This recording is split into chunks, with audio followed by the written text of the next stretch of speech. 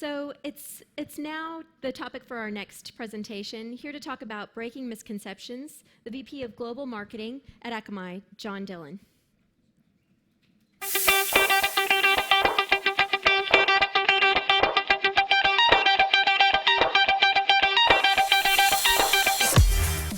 Well, good morning, everybody. My name is John Dillon. I'm the Vice President of Marketing here in EMEA, but have a global role for Akamai, looking after performance and security. And it's interesting to see the results of this poll. I've got a video I'm just about to show you, which really, I guess, makes the point about this need for balance between performance and security. So I'm sure there are a few Formula One fans in the audience, and you probably remember the Australian Grand Prix. And Alonso.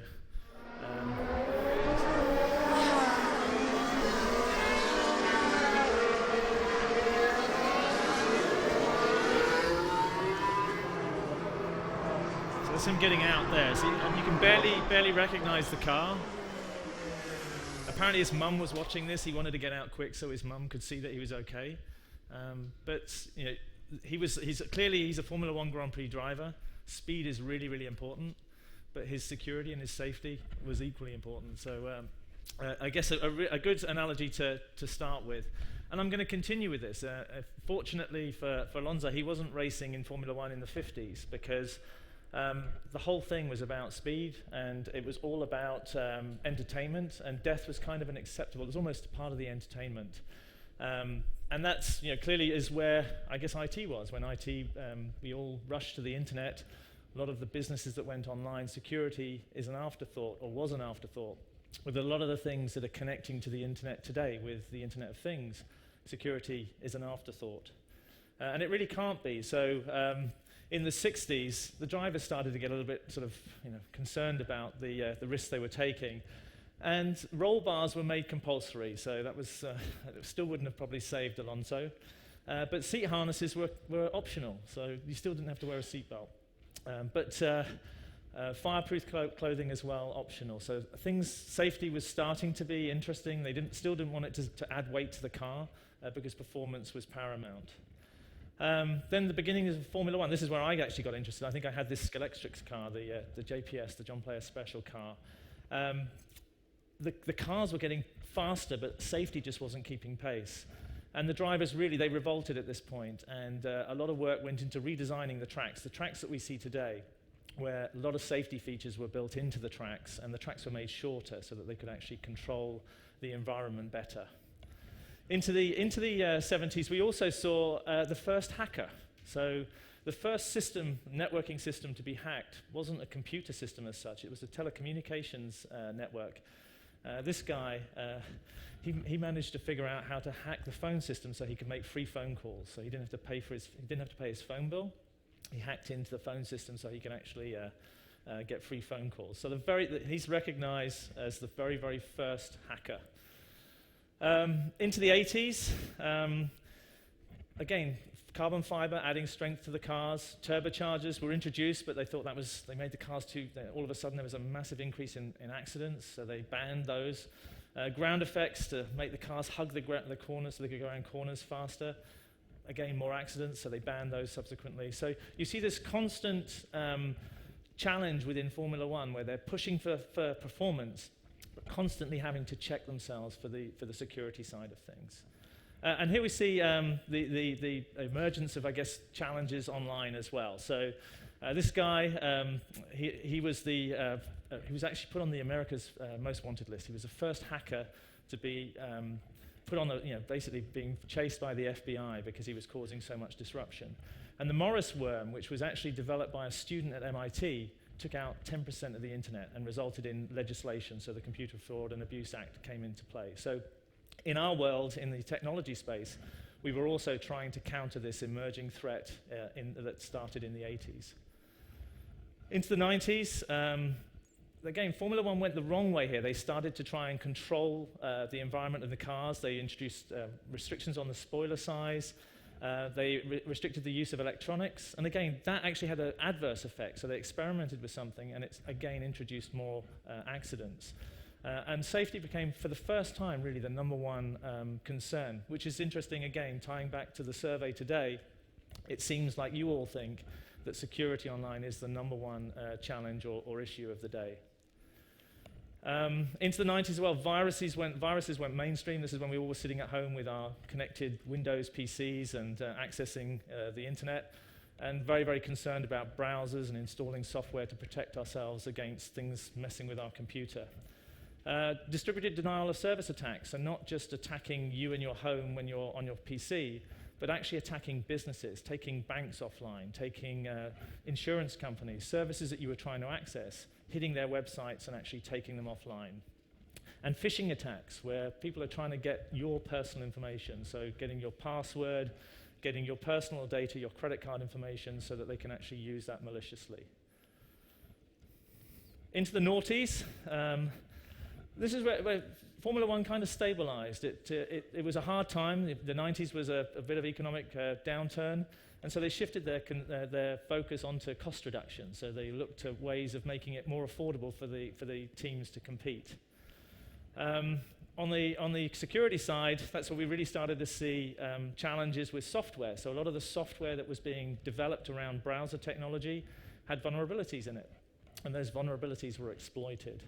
And adware and spyware, which are these things that would sit on your computer and monitor your keystrokes, and again could take from your activity on your computer, could actually take action against you. Into the 2010s, that's apparently where we are today. I guess it's the 2010s. Safety standards are at all-time high in Formula One, as you can see from the Alonso crash. So they really feel that they've nailed it from a security point of view. The tracks are well designed, the cars have a lot of safety features, the drivers have all of the right equipment. They feel very protected today. And the focus now is shifting very much to just making sure it's an entertainment sport, not a procession, but something that people will enjoy. So they feel like they're there. On the security side, from an IT point of view, this was a recent quote from the Jason Group, the group of experts set up to look at internet security, and clearly we're not there. Their view is this is a completely uncontrollable environment. No one really understands it. No one really knows how to protect businesses and individuals when they're online. And I put the picture of the Toyota Leaf car. I don't know if many of you saw this story. But the Toyota Leaf, it's one of Toyota's, I think it's the first all-electric car.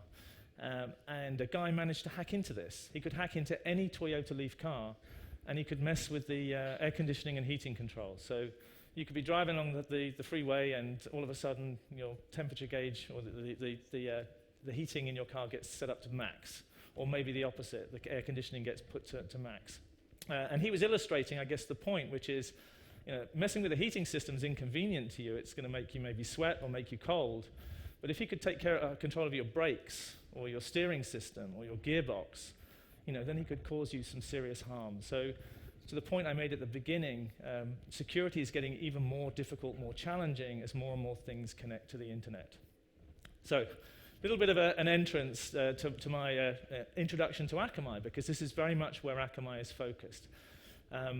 Everybody craves speed. When they're online, they want their services to be immediate. They want the websites that they're accessing to be instantaneously responding to them on any device and on any network. So if they're on a mobile device connecting via a cellular network and they're trying to do a transaction, they want that transaction to complete. They want the confidence it's going to complete, and they want it to be immediate.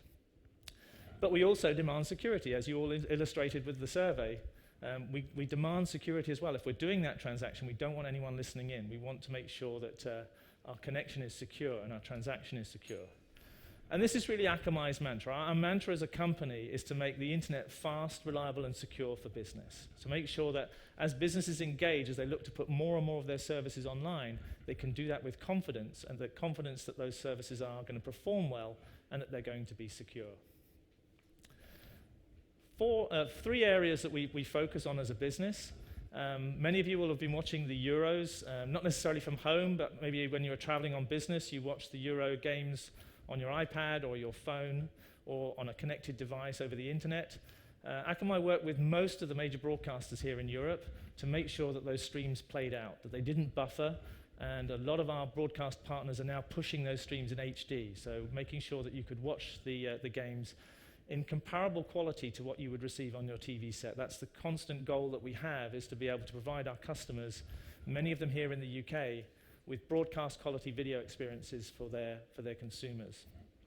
On the performance side, many of the commerce, retail, financial services companies here in the UK and around the world, many of the global brands around the world are using Akamai to make sure that their websites perform. So wherever you are in the world, if you're trying to get to Louis Vuitton's website because you're wanting to buy a handbag for your wife and you're traveling back from Mexico, that the website responds and actually works as well as it would work if you were in Paris or in Switzerland where their data centers are. So you get that immediate reaction, immediate response from their website. You can see all of the images clearly. Any videos that you play from the site play out. But you get an amazing experience as if you were literally right next door to their data center. And then the security side of things, making sure everything is secure. Akamai is very different from a hosting provider or Rackspace. This is why our relationship with Rackspace is very complementary, in that we have arguably the largest distributed cloud infrastructure in the world. We don't have the most servers. I'm sure other companies have many, many more servers than Akamai. We have 200,000 odd servers, but we put them all around the world. So they're literally in thousands of locations, and we aim to be one network hop away from around 90% of all internet eyeballs. So anybody on the internet that's trying to get to your website, they're only one network hop away from seeing your homepage. That's kind of our goal in terms of the deployment of our infrastructure. There's a great app if you want to visualize this. It's if you've got an iOS device, an Apple device, an iPad, or an iPhone. It's called Akamai Net, and it will show you a globe spinning with laser lights coming from it, which will show you every location where we have our servers. It will also show you how many hits per second we're processing. So, media. This is, as I mentioned, this challenge we have of keeping pace with HD. Well, SD was pretty challenging, then HD came along, and now we're in 4K. And again, several of our customers are pushing their video streams over the internet in 4K. And this is kind of illustrating the point from a growth perspective. We do most of the Olympic Games events. We do most of the major sporting events, global sporting events. You can see the growth here between the Winter Olympics in 2010 to 2014, and similarly for the World Cup. 63% compound average growth rate, so huge growth in terms of the volume of traffic that's being consumed around these major events online for video. And this is actually showing you the peak traffic that we're having to manage on our platform. So this 200,000 servers that we have deployed around the world. Back in 2007, our capacity or our ability to push data was at a rate of around 0.8 terabits per second. And more recently, actually, we've blown through this as well. I think it was during one of the Euros. I think it was either the semi-final or the final. We peaked at around about 35 to 36 terabits per second. So huge volumes and data at speed being distributed globally from our platform. But if you think about if we continue on this growth path, we've got some challenges ahead. We're looking at very creative ways. At Akamai, our technology teams are looking at alternative ways of pushing the boundaries that we're inevitably going to face without just adding more and more servers and more network capacity. So looking at creative ways of delivering video content at scale, but without having to add linearly masses of additional capacity. From a performance point of view, I mentioned, again, picking the right customer to continue with my Formula One theme. Bridgestone's a customer of ours, and when they put their sites or their online presence on Akamai, they experienced a 6x improvement in performance, the responsiveness of their sites globally. So clearly, Bridgestone is a global brand. They have customers, they have people coming to their websites from all over the world. And so that's a very, very good opportunity for Akamai. So that's one of our very, very key strengths, is the global presence that we have. Web pages are slowing down, so the challenges of maintaining performance on these sites is not declining, it's increasing. So page sizes are growing. Many of you are from marketing departments, and constantly when we meet with our folks on the technology side at our customers, they're constantly having to rein the marketing and product guys back, saying you can't do that on the page because it's just going to slow everything down, or it won't work on mobile, or it's going to make the mobile experience horrible. And we're able to actually allow them to push that boundary further out so that they can allow the creative teams, the product teams, the marketing teams to be more expressive and to be more ambitious with what they try on the websites that they're providing to their customers. The number of objects is increasing, not only objects from your own site, but from third parties too, analytical tools and third-party advertising and various other things. All of those add to the page load and the challenge of delivering the page in a timely fashion. And increasingly, as we're all aware, many of these requests are coming from mobile devices, so the challenge of managing the performance not only on a fixed line, but managing it across mobile connections as well. And so as a result, the industry is seeing increases in page loading times. Rather than things slowing down, pages are actually loading slower. And so that's, again, constantly a challenge for Akamai, is to be innovating ahead of that curve so that as these new things, as people are doing more ambitious things, we can keep that page load down to about 2 to 3 seconds, which is kind of where most businesses aim to be. Well, instantaneous is where they aim to be, but 2 to 3 seconds or less is really where they need to be. And this is the reason why. Google recently announced, I'm sure many of you saw it, that they're actually affecting your search results based on the performance of your website, and also if it's being designed for mobile. So if you're not taking advantage of the new technology, so you're not innovating, making the site perform well, making it work well on mobile devices, you're appearing lower in the organic search rankings. And Walmart, this is a fairly old but very, very tried and tested survey that they conducted. They see a decline in transaction completions as performance declines. So if people are experiencing inconsistent responsiveness, or the responsiveness is poor, they abandon, they go somewhere else to make the purchase rather than staying where they are. And many of these challenges come during peak times. So we're all now being introduced in Europe to Black Friday and Cyber Monday. These are things that the Americans had around Thanksgiving that somehow or other have come over this side of the Atlantic. It was really interesting. I was with Sports, one of our customers is a sports online retail firm, and they were experiencing their version of Black Friday every half time during the Euros. So at half time during the Euros, that was when everybody was getting their iPad out or whatever and going to buy the ball for the tournament ball, or that was a very popular item, the kits for the different teams. But literally every half time, their IT systems, the red lights were going on, and that's where they were experiencing the demand. And that's, again, another strength of Akamai. We can spread that demand over those 200,000 servers so that they can cope and their back-end systems can keep up with the incoming demand for their services. So on the security side, pretty much anything and everything is online now. Pretty much anything you use as a consumer, any service that you need, you can get to it online. But the challenge is that the bad guys know that, and those are the services they're targeting. They're targeting the services where there's a revenue impact in most cases. So on Black Friday, that's when many, many security attacks go off, because they know that the retailers want, that's the critical time for them. If their sites are down for like even a few minutes, they're losing thousands of dollars.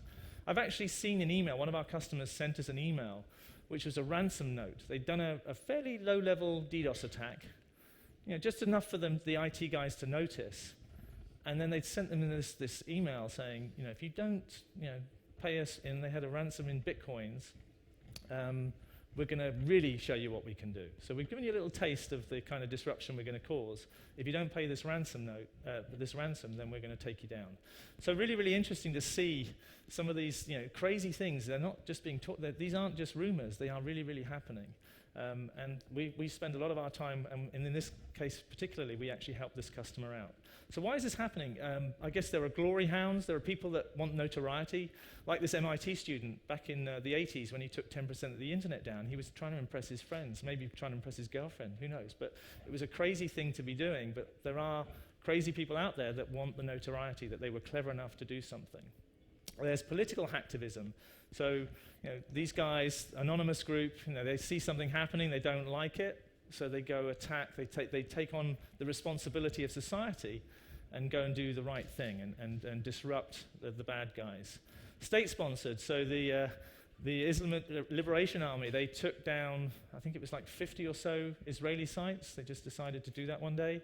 And the interview, the Sony motion picture, North Korea took exception to it, and the FBI concluded that North Korea were actually behind the attacks that stole data from Sony, disrupted their systems, locked out all of their users, published their private information. That was all, North Korea were behind all of that. And then cybercrime, our CEO, somebody pretended to be him and filed his tax return on his behalf, which was quite interesting. That really happened to our CEO. But people pinching your information, pinching your identity, and actually using your credentials to gain financially or in other ways.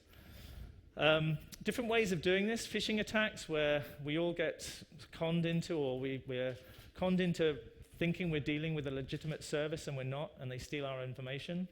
Reflection attacks, which is where a lot of vulnerabilities that are out there on people's devices are being exploited.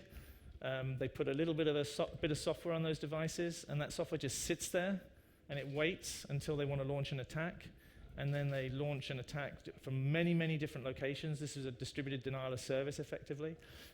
They launch that attack, and all of these requests are coming from many, many different devices without people even knowing it's happening, and that's what overwhelms and takes down a website.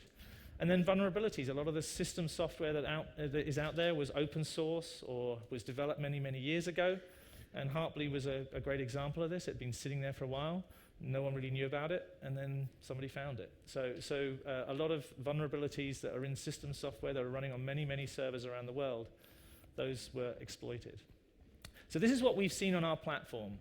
On the Akamai platform, we've seen an increasing number of attacks for our customers. So we have every day we're delivering about 15 to 30% of all web traffic. So we see a lot of what's going on the internet. All of you in the audience have used Akamai today. If you've been to your favorite social media site, if you've done some online shopping, if you've watched some video, chances are Akamai was behind that, actually making sure that your experience was a good one online. And this is what we're seeing. We're seeing over 10,600 attacks in 2015 on our customers. And we have to protect. Our platform can't go down. If our platform went down, literally a third of the internet would pretty much disappear. So we can't afford to be down for a single second. And so we've built all of the protection mechanisms in to keep our customers safe, many of you in the audience, to keep you safe from anything nasty online. So, is there a choice? Is there really a choice, and do you really need to take it?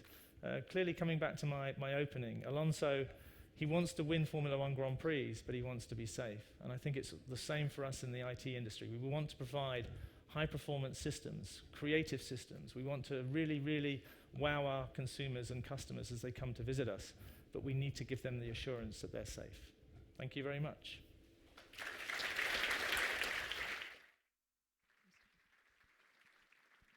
Thank you very much. Nice job.